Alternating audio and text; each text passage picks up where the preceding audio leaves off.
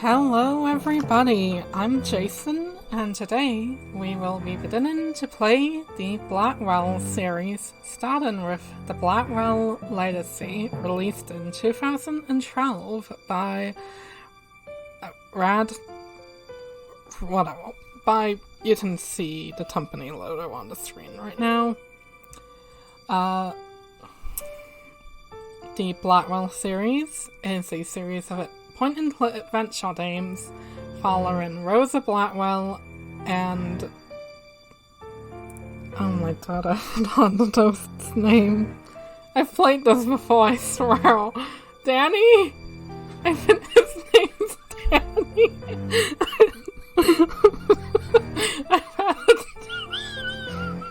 I've had a complete brain fart. I think it's Danny. Shit. This is not how I wanted to start this off. I'm trying to make cry.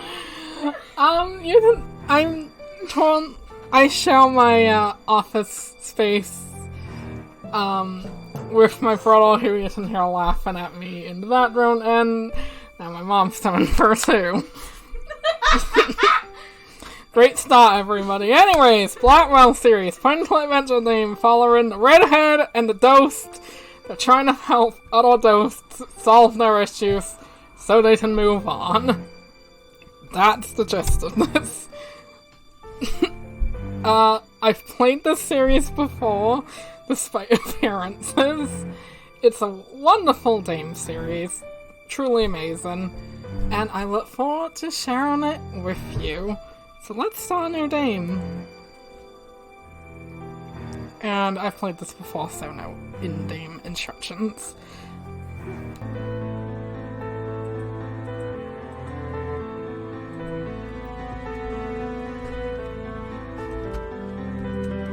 So, I guess this is it. Years of watching and waiting and hoping, and it comes down to this. Do I love you? Do I miss you? I don't know for sure, I hardly know you, but you're the closest thing to family I've got, and I suppose that's something. Goodbye, Auntie. Wherever you are.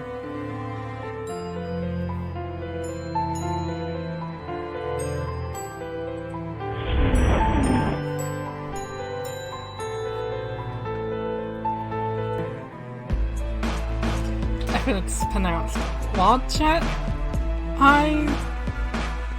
I think that's the company's name. Anyways.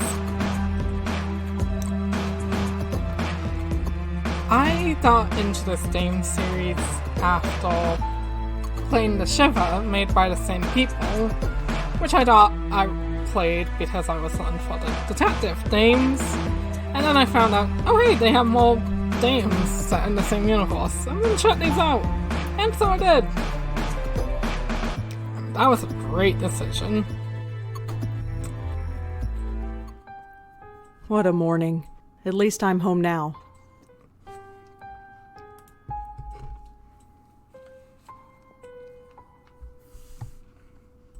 Hi there. Hi? So who are you visiting today? Oh, ha ha.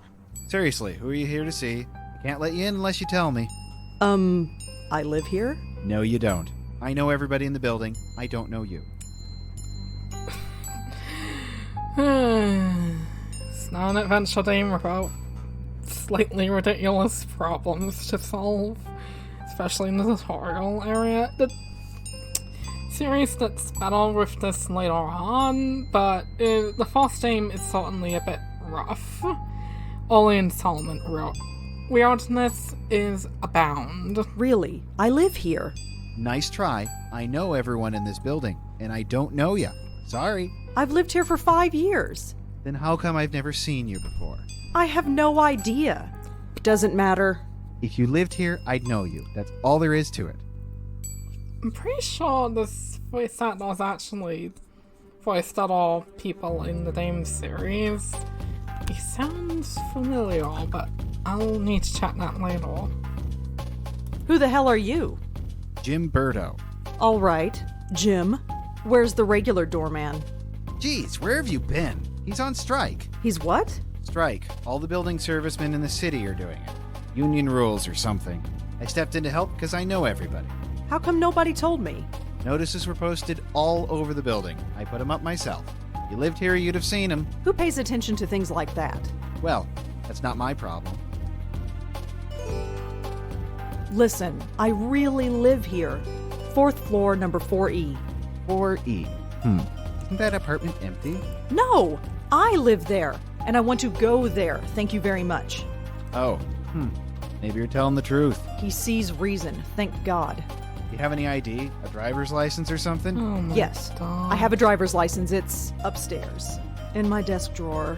Crap. Come on, this is New York. Who actually drives? True, but I still can't let you in unless you prove you live here. Okay, I have no ID, and you don't know me. What can I do to prove that I live here? Well, can anyone in the building vouch for you? I'm not sure. I mean, I don't really know anybody here. How long have you lived here again? Be quiet. Not all of us are social butterflies. Okay, whatever. Hey, what about Nishanti Sharma? He could vouch for you. Who is this Nish? Nishanti Sharma. He lives in 4F. You know, right next door to 4E. You really don't get out much, do you? Your point? Nothing, but I'm sure she could vouch for you. Great, call her up. She's not here. Of course she isn't. So I gotta wait here all day for her. You might have to. Although, she usually goes to Washington Square Park in the mornings. You could look for her there. I'll be back. See you around. And then quite the ridiculous puzzle because, like, this dude doesn't believe that she lives here, but's totally willing to div out where a resident is currently. Washington Square. It's been a while since I've been here. Still looks the same, I guess. Although the dog park is empty. I wonder why. Wait, what is this dude's problem? But we need to introduce a somewhat long-running terrible in the games. Nishanti was originally planned to have a larger part in the series, but eventually they couldn't figure out what exactly to do with her, and she got a diminished role. The game series was also Now I'm getting a stress headache. I need to get home. was originally going to be a lot longer. I think 12 games, roughly. But they ended up cutting it in half. I don't quite remember the reasons why. I don't think so. I recognize her from my building. Nishanti Sharma, was it? This is gonna be awkward. Excuse? I can't do it. I can't just barge up to her. Not in front of all those people. They're all staring. Dole, I feel your social anxiety now. Thankfully, I know how to do this. Oh, for heaven's sake. Don't worry, Moti. I'm coming.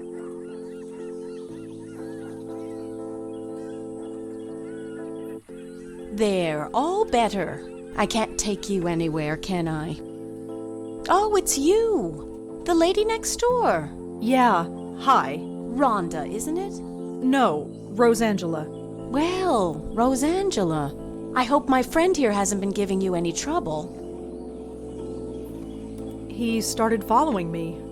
I'm not sure why.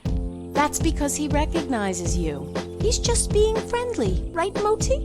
Just being friendly, See? Right. Anyway, I don't think we've formally met. I'm Nishanti. Rosangela. So you said. Oh, right. Yes? I have a strange favor to ask. Go ahead and ask. What are neighbors for? You know that building servicemen strike?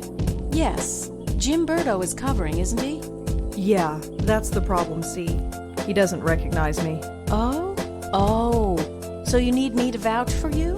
Yeah, I know this is pretty stupid. Don't worry worry about it. Moti is getting a little cranky anyway. Let's get you home. Thanks.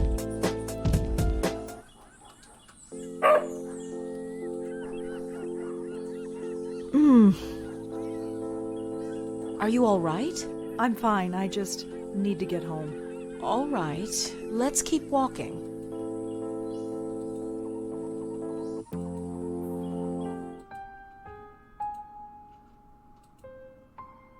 Hello, Jim. Hey, Miss Sharma. Jim, this is Rosangela. She lives here. He does? Okay. Sorry about earlier. Had to be sure. Well, now you're sure. And you must be so proud of yourself. Well, Never mind. Just get out of my way. His description. Well, here we are. Yes. Finally. That stupid kid. Well, perhaps. But try not to be so hard on him. We're all neighbors after all. Yeah, I guess. Looks like somebody's hungry. I'd best get this spoiled puppy fed. Feel free to drop in any time you want. I'll think about it. No thinking needed. I know we New Yorkers don't usually talk to our neighbors, but who cares? The city can be a lonely place, especially when you live alone. I've got Moti. Who do you have? Oh, I have 3 great roommates. Oh? Yes, their names are me, myself, and I. It's a joke. Yeah, I get it. Very funny. I'm sure you're fine. Although your episode in the park tells me otherwise. And your eyes. Well, let's just say the offer stands. Sure. You go home now. We'll see each other soon, Rosangela, I'm sure. Hey, Yes? you can call me Rosa, if you like. Rosangela's kind of a mouthful, you know. All right, Rosa. You have a good day now. I love her smile and What a sprite strange lady. so much. So much. Oh, and I have control. Then. Anyways, as I was saying about the kid downstairs, his description literally reads teenager, and then he's just, like, openly smoking at the door. Like, I understand teenagers can smoke, but just, like, openly at the door? This is a nitpick.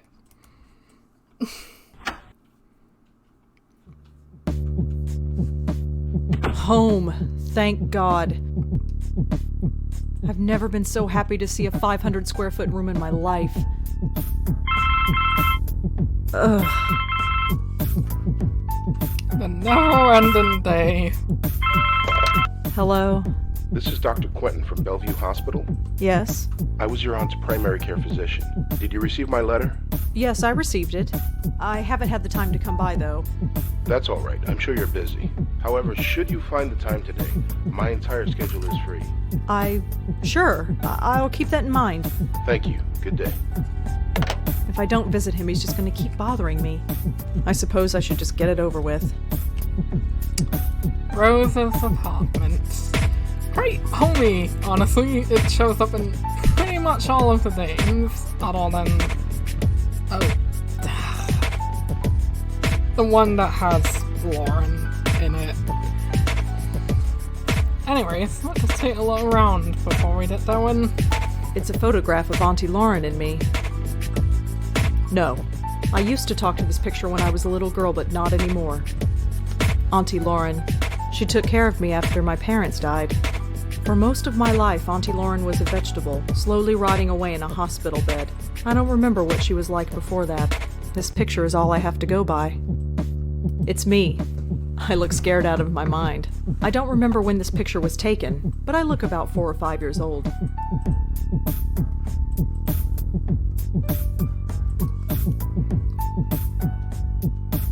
That's Griff, the PI bear. I've had him as long as I can remember. He's in horrible shape, but I don't have the heart to throw him away.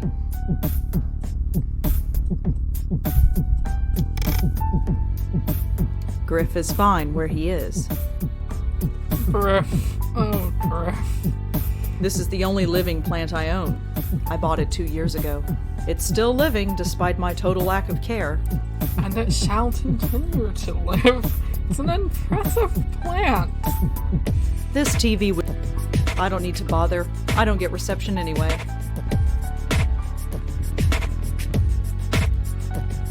Just some old book. My computer. It's a bit old, but it lets me access the internet and do my writing. Just a trash can filled with crumpled up novel ideas. I don't need to take the trash out, it's not even full. I am just feeling so uninspired today. Maybe tomorrow I'll feel up to it. But today, it's just not happening. What's it doing? I didn't try and shout her bedroom because that just never works. We never see her bedroom or Lauren's for that matter.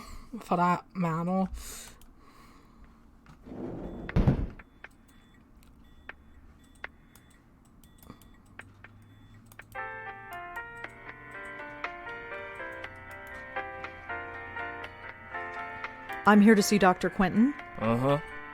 I've got this letter right here. Okay, looks legit. Go right in.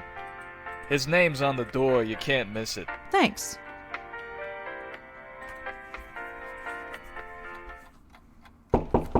Come in. Dr. Quentin? Yes? I'm Rosangela Blackwell. Oh, hello. Come in. Come in. You got my letter, I trust?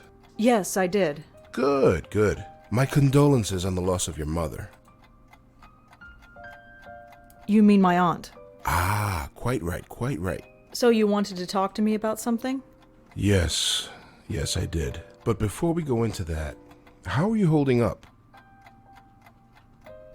I'm fine. Why? Oh, no reason. Just asking questions. Goes with the job. Right. You received the ashes? Yes, I scattered them this morning. I imagine you must miss her. Why does it matter? There I go again, asking so many questions. You're not a patient. You came at my request. Right. Auntie was the patient. And you made a point of visiting her for many years. If you'll indulge me one more time, could I ask you why? She was the only family I had. I guess I felt an obligation, like I had to. And now that you don't have to? What do you want me to say? Auntie's dead, life goes on.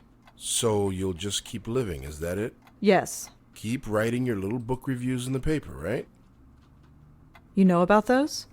It's hardly a secret. A number of the staff have read them, yes. I didn't think a West Village paper would interest anyone up here. I have to be honest, Miss Blackwell. The staff read them because they were more interested in you. Oh? Their intentions were purely benign, I assure you.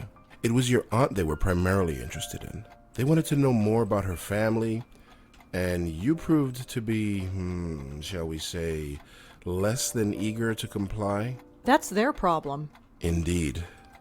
It was your choice to make. Your aunt was an interesting case. And now that she's gone, I was hoping you'd be more forthcoming with me. Just an informal chat. We can discuss her condition. And yours too, of course. You never could find out what was wrong with her, huh?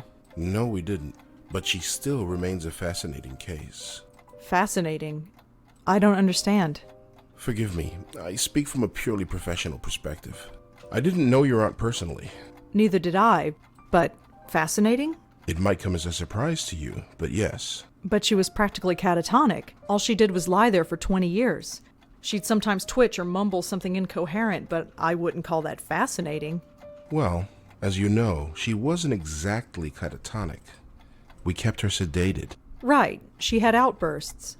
Yes, and we had to sedate her heavily to keep her calm, especially in preparation for your visits. What are you trying to say? Miss Blackwell, we are not a nursing home. We're not content to merely keep a patient comfortable. We are, after all, in the healing profession. We were trying to heal your aunt, and to do that, we had to speak to her. Wait, you spoke to Auntie. We tried to. Did she answer back? After a fashion, yes. If Auntie spoke, why wasn't I told? Miss Blackwell, do you remember what brought your aunt here in the first place? Her screaming, her hitting herself? I was only 5 years old at the time, but I kind of remember. In order to prevent her from doing harm to herself or to others, we were forced to sedate her. When we limited her medication, she simply reverted to her former state. Her natural state, I'm sorry to add. What did Auntie say? Nothing that made any sense. But one thing was clear. She was in great pain. Pain? What kind of pain? It's difficult to say, but it was immense. How immense? When we reduced her medication, the transformation was dramatic. Her eyes flew open, she thrashed, her screams. Well, we had to gag her eventually. My God. Sheesh. I know. Did she still feel it when she was sedated? We don't know. There's no way of knowing. 25 years. I know. Poor Auntie. Indeed. I have very mixed feelings about this man, and it's mostly due to stuff that comes up in the last game, which we'll get to more once we reach that game. I also want to mention that I'm purposefully trying to not talk when the turtles are speaking so you can properly hear them and hear what's actually going on, since this is a story-based game. Wait, what do you mean by my condition? Hereditary dementia is my specialty, Miss Blackwell. And in my opinion, there is significant cause for concern. Sorry, did you say hereditary? Yes, 2 generations. Your aunt and your grandmother before her. My grandmother? Yes, Patricia, I think her name was, right? I never knew my grandmother. Auntie Lauren was it. There was nobody else. She couldn't exactly provide me with a family history. Oh, I see. I had no idea. Well, maybe you should have. Did anyone else come in to visit her besides me? No, you are correct.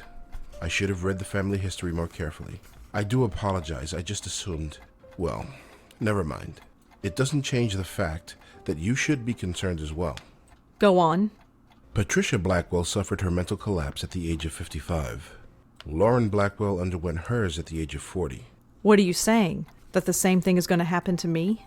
No, I'm saying that there is significant cause for concern. So, I had a grandmother. Apparently so. How do you know about her?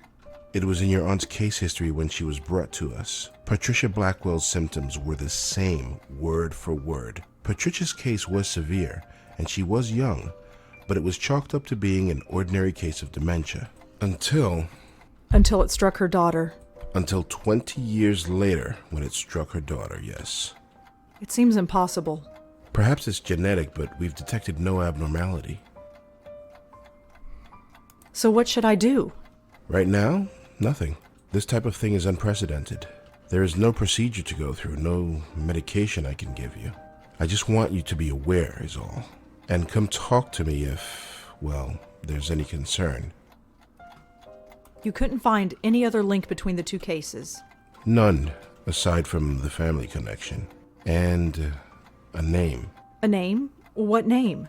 The documentation we had on your grandmother is minimal, but there was one interesting item noted. During her more lucid moments, she uttered the name Joey.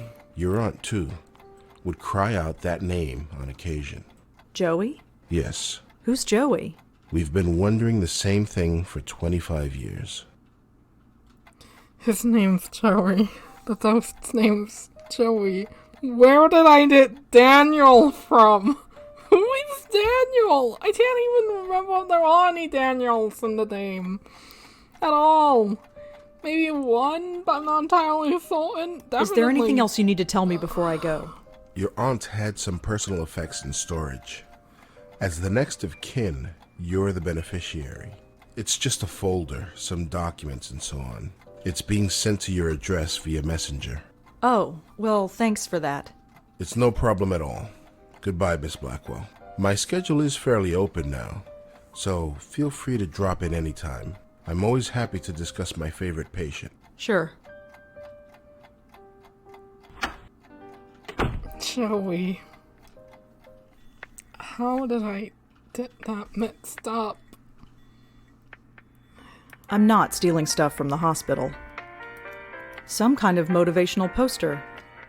What does it read? Probably something like hanging in there, or I don't know. I don't even know what it's supposed to look like. It either looks like a comet or like blue hands holding each other. Beats me.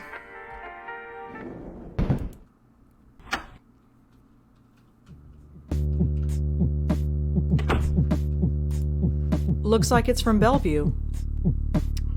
Let's take a look at this. Oh yeah.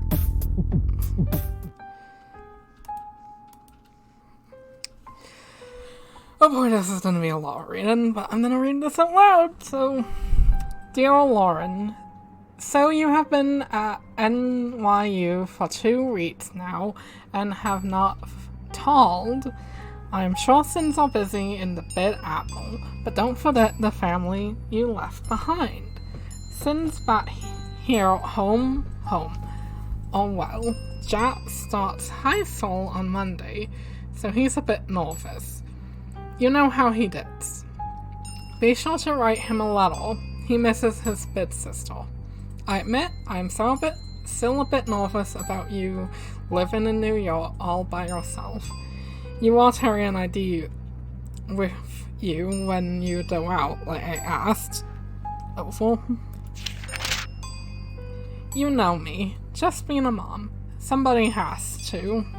Keep your head on straight, Tid, as your dad would say.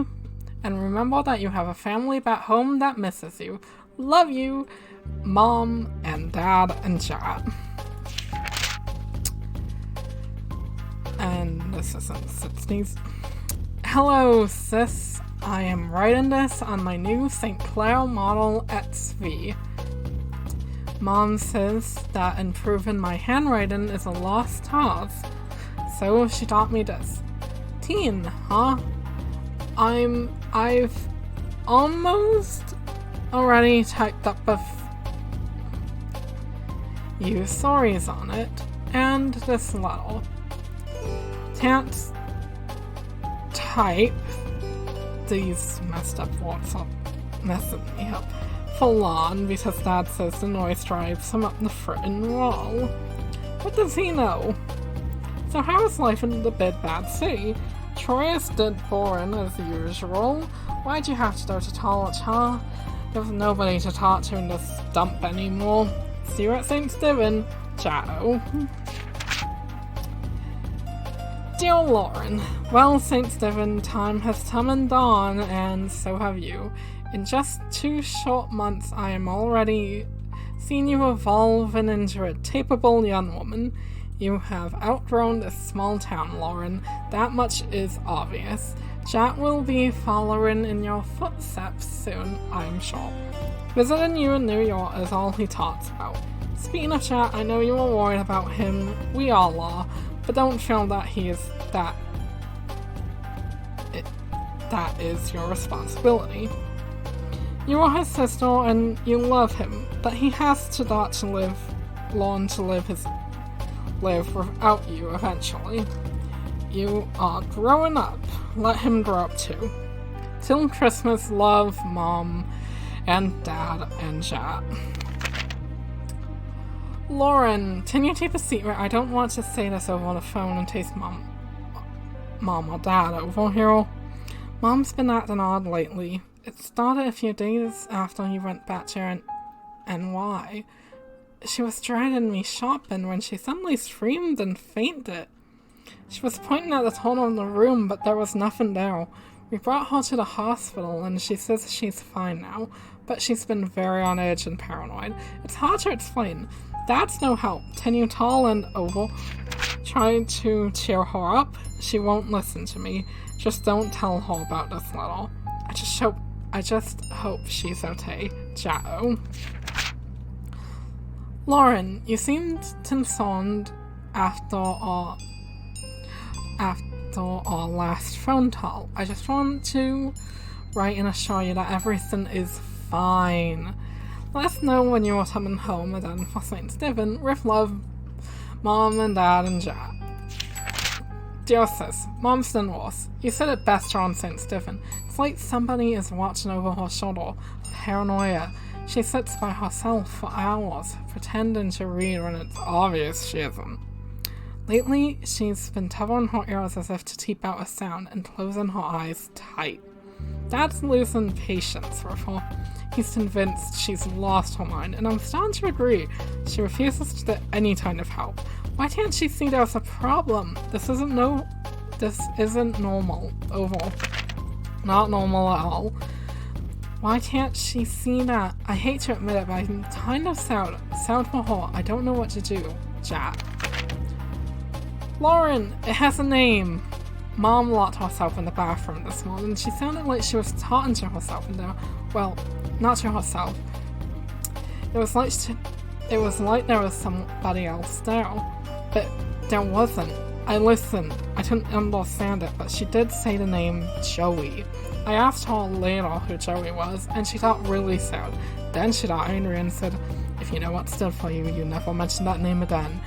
This could be a tea. If we find out who Joey is, then maybe we can save her. Jack. Dear Lauren, well, it's done. The final papers have been signed. It hurt a lot, but it had to be done. Mom has now been committed to a mental ward. I have to say, I am relieved. I know how you feel about it, but you weren't there. You didn't come home to see her screaming and tearing her hair out, running around the house, knotting down everything in her way. Cuts were all over her face, and the house was practically destroyed. I was so shocked, I just closed the door and waited outside for Dad to come home. It was awful. She clawed at him, clawed at his face, oval, and drew blood. It will haunt my dreams for the rest of my life. Thanks for coming out, Lauren. I don't think Dad and I could have handled it on our own. She kind of drained us, you know. Can I come to New York and visit? I need to stay away for a while. Jack. Congratulations! Summa cum laude. I always knew you was smarty pants, sis. Now you've got the documentation to prove it. Thanks then for letting me stay at your place for the re-end. It was just like old times, except you weren't smoking then. New York is an amazing city, and Columbia has a great campus. I can't wait to move down there in September. But until then, I've got to deal with a grumpy old man. He's insufferable as always. Ever since Mom, he's been hard to talk to and very hard on me. Over. I need to quickly pause for a moment. Okay, I'm back. I should tell him you're smoking now. Maybe then he'll concentrate on you for once. See you again soon, Jack. It's happened, Lauren. Just like you eventually said it would. I'm in love. Her name is Maria. She's from Italy, and we just met in statistics class. She asked if she could copy my notes because her hand was tired. We ended up having lunch, and we've been inseparable ever since. She's incredible. She's got the most amazing red hair, and I want you to meet her. I'll come by soon. Chat. Lauren? Are you alright? Ever since Mom's funeral, you've been hard to reach. I know it's been hard on us, but it's been 6 months. I tried calling, but you never answer. I came by the other day, but you didn't open the door. I knew you were there, Lauren. I could hear you. I risked using the spare tea you gave me, but you changed the lock. Come for dinner on Christmas Eve. Maria is a great tip. We won't ask any questions, just come.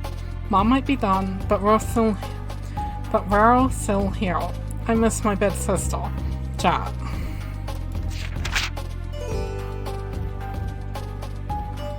Lauren? Who's Joey? I went over last week to do you a Christmas gift, but you didn't answer the door. I heard you talking to somebody named Joey. Is it a boyfriend? Are you seeing a man named Joey? Is that why you've dropped off the map? Or is it something else? I don't think I need to tell you what. For God's sake, talk to me. Jack. Lauren, I know you're annoyed, but I am not sorry. I didn't want to do it, but but you left me no choice. Hiring a private detective to follow you was the only option left. He told me some odd sins. You won't touch me, but you're taught to total strangers. You go to every far corner of the city at the strangest hours, and you touch yourself when you think you're alone. Don't deny it, he heard it, and so did I. Not that any of it made any sense. That alone is the sorbin oval. Enough. But then he saw you collapse. You were all alone in some obscure part in the Bronx, when you just fainted. He was about to call an ambulance, but then he saw you up it and walk off like nothing happened. You were always there for me growing up. Don't shut me out, sis. Let me be there for you now, Jat. Jao, please stay away. Don't worry about me. There are sins that need to be done, and I am the only one who can do them. Don't ask me to explain. All I can say is that I understand our mother more than ever. She was never crazy, Jao. Trust me on this, and take some comfort in it. You've grown up, and you've grown tough, and you don't need anyone to fight your battles anymore. You don't need me, but I'll always be your big sister.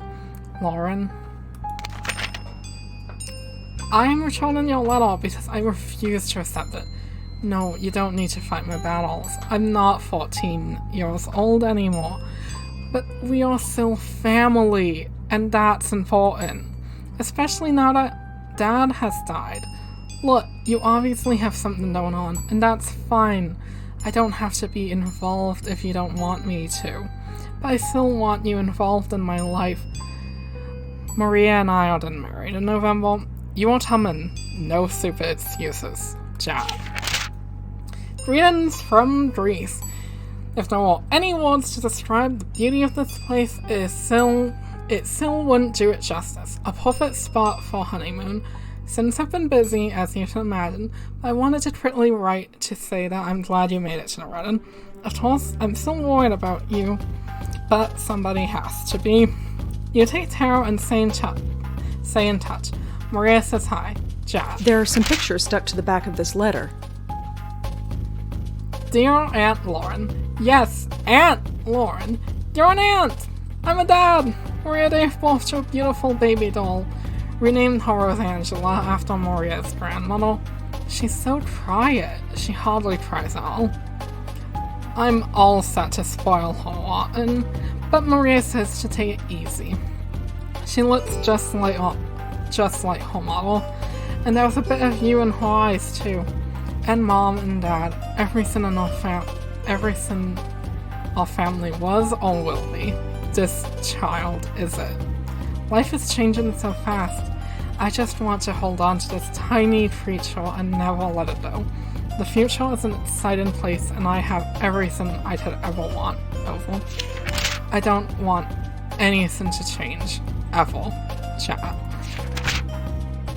The Law Offices of Dalton and Daltboard, April 21st, 1981. Dear Miss Blackwell, it is, indeed, within your legal rights to take custody of your 5-year-old niece. With the death of her parents, you are the only living relative. Please contact our office and we will start the necessary paperwork. Sincerely, John Dalton.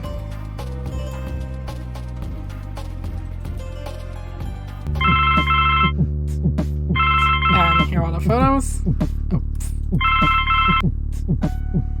That's definitely Auntie Lauren. She's looking at something off camera. I wonder what it was. I assume that's my mother. She sort of looks like me, I guess. Other than that, she's a total stranger. Is that my dad? He looks so young. I always pictured my dad as being older.